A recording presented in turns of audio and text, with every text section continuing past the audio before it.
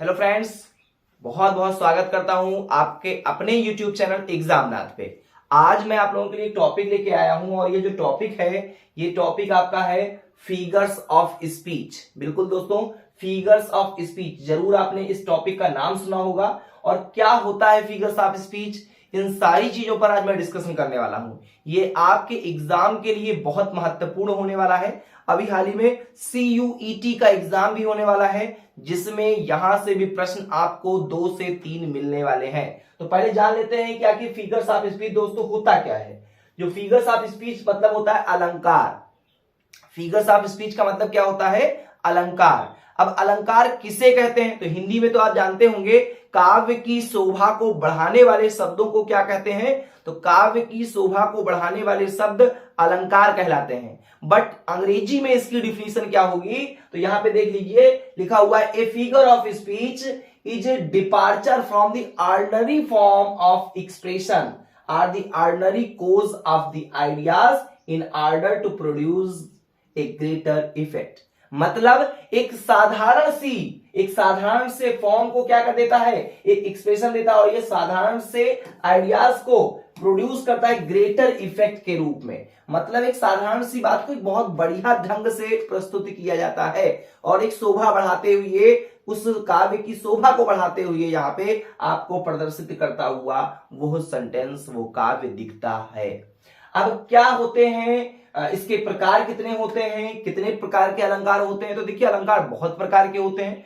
फिलहाल मैं आज आपके लिए लेके आया हूं 7 प्रकार के अलंकार। कितने?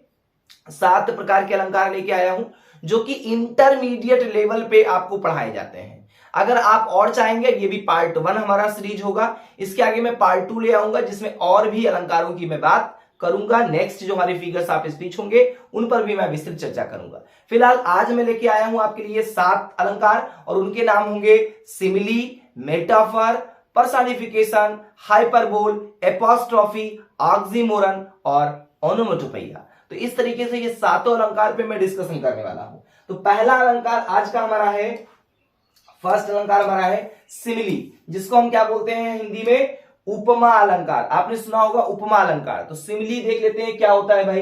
लिखा हुआ है in a simile there is a comparison, in a simile there is a comparison between two objects of different kinds that are similar at least in one point. It is introduced by words as, like, so dot dot dot as, या आपका as dot dot dot dot है। Such words are found in a sentence. Yes, we can say that this sentence is belong to the simile figures of speech. Hindi समझा देता हूं। जब दो objects की क्या हो, जब दो ऑब्जेक्ट्स की आपस में तुलना होती है, जब तुलना का भाव होता है, तो वहां पे सिमिली फिगर्स ऑफ स्पीच होगा। और एक शर्त और होती है, इसमें कुछ शब्द जो है आपको मिलेंगे, जैसे लाइक मिलेगा, जैसे एज मिलेगा, इसे सो मिल सकता है, so dot dot dot as dot dot dot as, ये सभी शब्द आपको वाक्य में मिलने वाले हैं। बात समझ में आ गई? बिल्कुल समझ में आ गई होगी।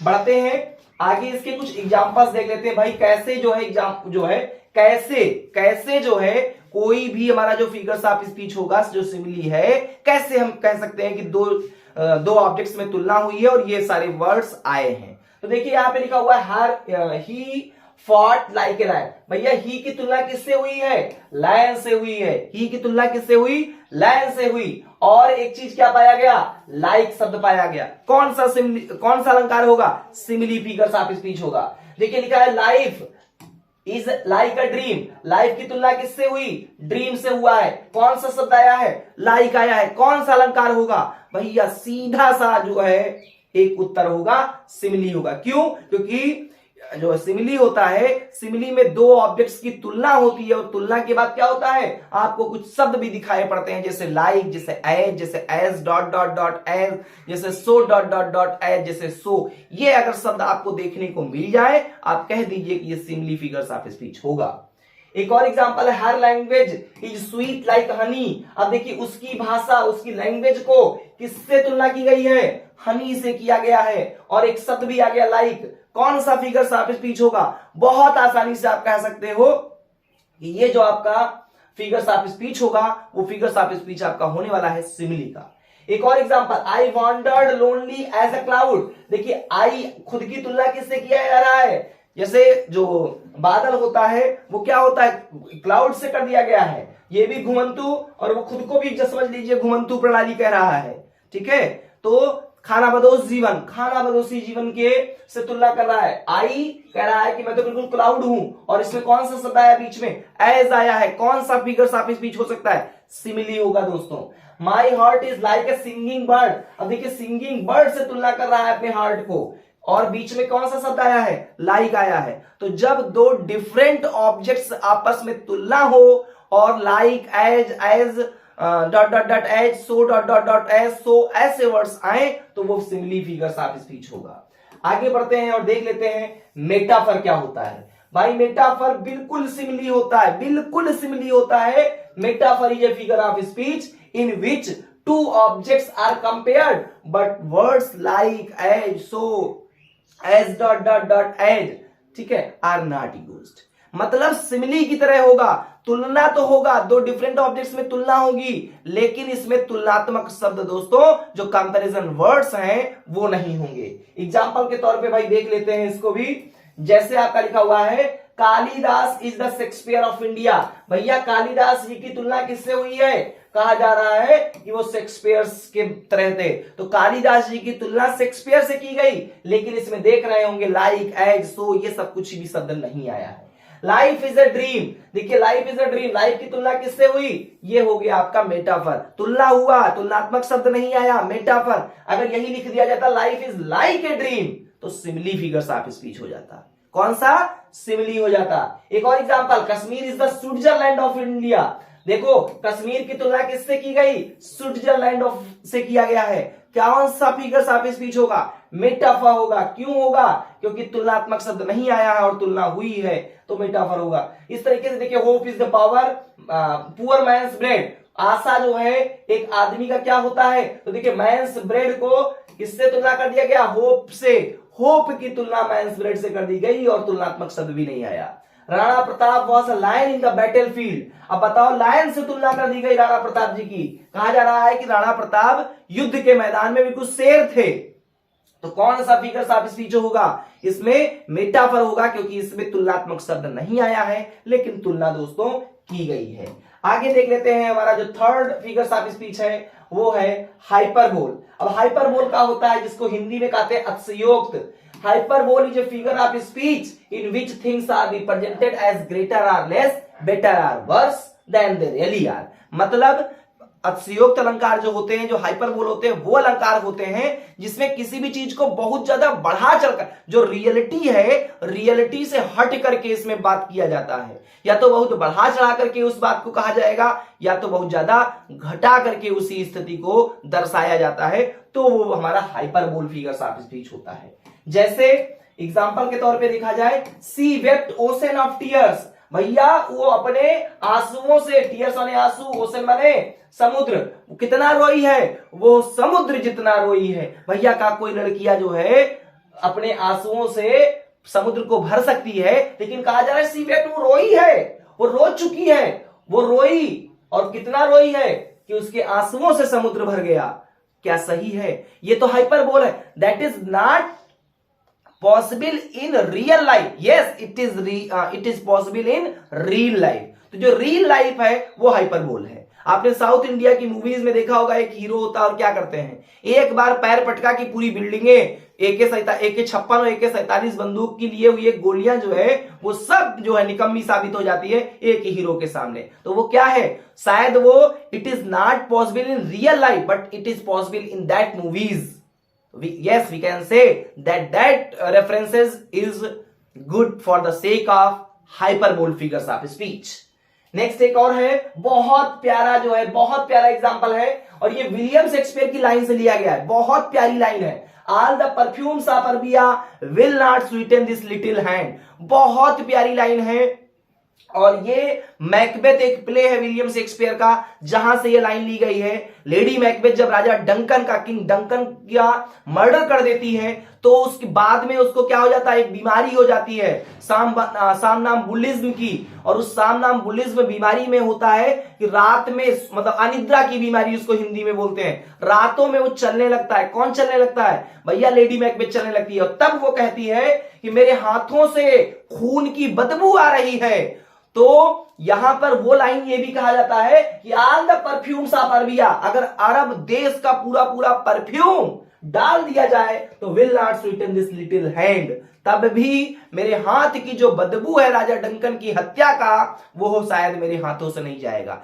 क्या what A line, what A line, बहुत जबरदस्त लाइन है। All the perfumes of Arabia will not Sutton this little hand. तो ये बहुत ही इंपॉर्टेंट आपका एग्जांपल है, क्योंकि ये विलियम शेक्सपियर की तरह मैकबेथ प्ले का एक लाइन है, बहुत इंपॉर्टेंट है दोस्तों, उसको ध्यान रखिएगा। एक और एग्जांपल है 10,000 saw I at a glance, बहुत अच्छी लाइन है ये भी। ये विलियम वर्ड्सवर्थ साहब ने इसको लिखा है, डैफोडिल्स में आप इसको पाएंगे। उन्होंने एक पोयम लिखी थी, अपने जो उनकी बहन थी डोरथी के साथ में कहीं से लौट रहे थे, और एक डैफोडिल्स जो है एक कुमुदनी का फूल के किनारे खड़े होकर के इस जो है कविता का जब रचना कर रहे थे, तो उसी की एक लाइन है, वही का एक प्रसंग है कि 10,000 saw I at a glance, 10,000 को मैंने देख लिया एक झलक में। अरे भैया देखने 10,000 नहीं, आप 10 लाख देख डालो, but you can't see in a glance, in a view. एक झलक में आप नहीं देख सकते हो। क्यों? क्योंकि एक झलक में आप कितना देख लोगे भाई, नहीं देख सकते हो 10,000। That is the hyperbolic sentence, that is the hyperbole.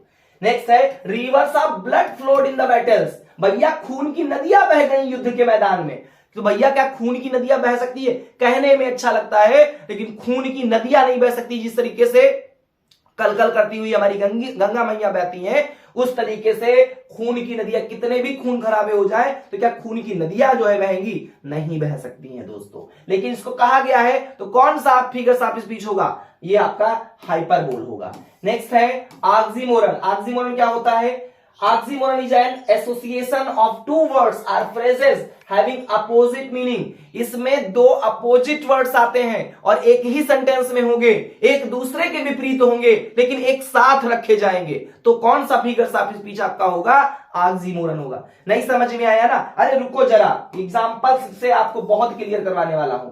लिखा है this is an open secret, या एक खुला रहस्य है। भैया जब ये खुल गया तो रहस्य कहां, और अगर रहस्य है तो खुला कैसा? देख रहे हैं ओपन को बिल्कुल उसका जो अपोजिट वर्ड है उसके जस्ट बगल में है, और दोनों एक ही वाक्य में आए हैं। कौन सा फिगर्स ऑफ स्पीच हो सकता है? ऑक्सीमोरन होगा। क्यों होगा? क्योंकि आप देख रहे हैं ओपन और यहां देख रहे हैं सीक्रेट। जैसे life is a bitter sweet, कड़ुआ कड़ुआ मीठा है। भैया कड़ुआ भी है मीठा भी है, ये कैसे हो सकता है? She is feeling sweet pain in love, भैया उसे प्यार में मीठा मीठा दर्द महसूस हो रहा है। How can you say that she is feeling sweet pain in love? भैया अगर दर्द है तो मीठा मीठा कहां है, और अगर मीठा मीठा है तो फिर दर्द कहां रह गया? लेकिन कहा जा रहा है स्वीट पेन उसको महसूस हो रहा है। ये ओपन सीक्रेट है।